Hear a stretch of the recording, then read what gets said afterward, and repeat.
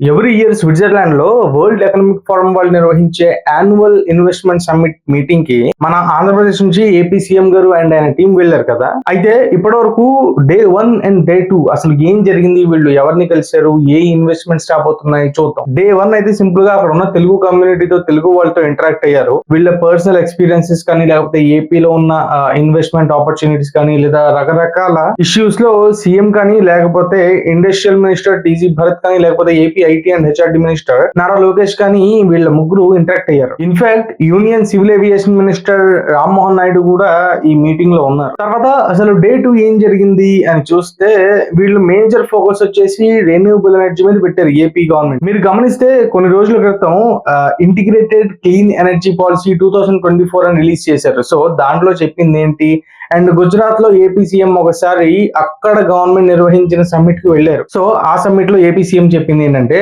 వచ్చే 5 ఏళ్లలో Indian government 30 లక్షల కోట్ల పెట్టుబడులు రెన్యూవబుల్ ఎనర్జీ మీద సాధిస్తుంది. అందులో 30% అంటే దాదాపు 10 లక్షల కోట్లు ఏపీ టార్గెట్ గా పెట్టుకుంది అని చెప్పి అన్నారు. సో ఈసారి ఇంట్రెస్టింగ్ గా దావోస్ ట్రిప్ లో మ్యానుఫ్యాక్చరింగ్ సెక్టర్ కానీ, ఐటీ సెక్టర్ కానీ కాకుండా ఫస్ట్ పాయింట్ రెన్యూవబుల్ ఎనర్జీ మీద పెట్టారు. సో రెన్యూవబుల్ ఎనర్జీ మీద ఏపీ గవర్నమెంట్ యొక్క ఫోకస్ ఏంటి అని చూస్తే, ఒకటి ఏపీ గవర్నమెంట్ రీసెంట్ గా Andhra Pradesh clean energy policy 2024 release చేశారు. దానికి అనుగుణంగా వచ్చే 5 ఏళ్లలో 10 లక్షల కోట్ల రూపాయల ఇన్వెస్ట్మెంట్స్ అండ్ 7.5 లక్షల డైరెక్ట్ ఇండైరెక్ట్ ఎంప్లాయ్మెంట్ క్రియేట్ చేయాలనేది ఏపీ గవర్నమెంట్ యొక్క టార్గెట్. అది మనకి వాళ్ళు రీసెంట్ గా రిలీజ్ చేసిన పాలసీ ద్వారా అర్థమవుతుంది. తర్వాత క్లైమేటిక్ కండిషన్స్ మీద, క్లైమేట్ లో విపరీతమైన కార్బన్ పర్సెంటేజ్ పెరుగుతుంది, 2030 కల్లా 45% కి తగ్గించాలి అనేది ఇండియన్ గవర్నమెంట్ పెట్టుకున్న టార్గెట్. దాని తర్వాత 34 గిగావాట్ పంప్ ఎనర్జీ స్టోరేజ్ కోసం ఏపీలో 29 స్పాట్స్ ని గుర్తించామని ఏపీ సీఎం అన్నారు. దీని తర్వాత 5230 మెగావాట్స్ కెపాసిటీతో integrated renewable clean energy storage project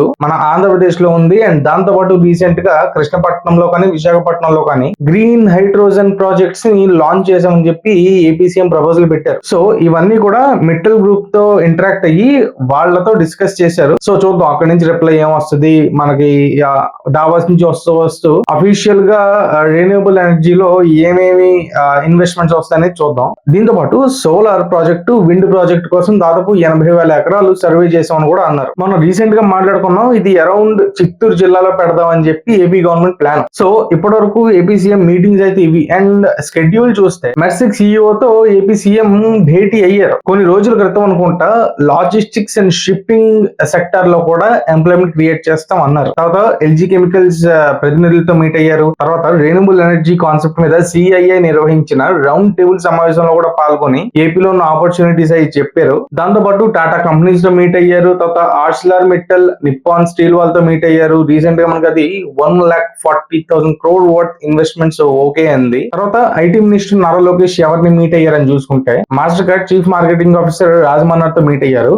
ఏపీలో ఒక డెవలప్మెంట్ సెంటర్ ఏర్పాటు చేయండి అనేది ప్రపోజల్. వర్క్ ఫ్రమ్ హోమ్ ని మేము ఎంకరేజ్ చేస్తున్నాం. అండ్ ఇండియాలో క్రెడిట్ కార్డ్ యూసేజ్ విపరీతంగా పెరుగుతోంది. ఈ కాన్సెప్ట్ మీద ఏపీలో ఒక డెవలప్మెంట్ సెంటర్ ఏర్పాటు చేయాలనేది ఏపీ ఐటీ మినిస్టర్ యొక్క ప్రపోజల్. అయితే రీసెంట్ గా పూణేలో 2024 లో పెట్టిన డెవలప్మెంట్ సెంటర్ గురించి డిస్కషన్ వచ్చింది.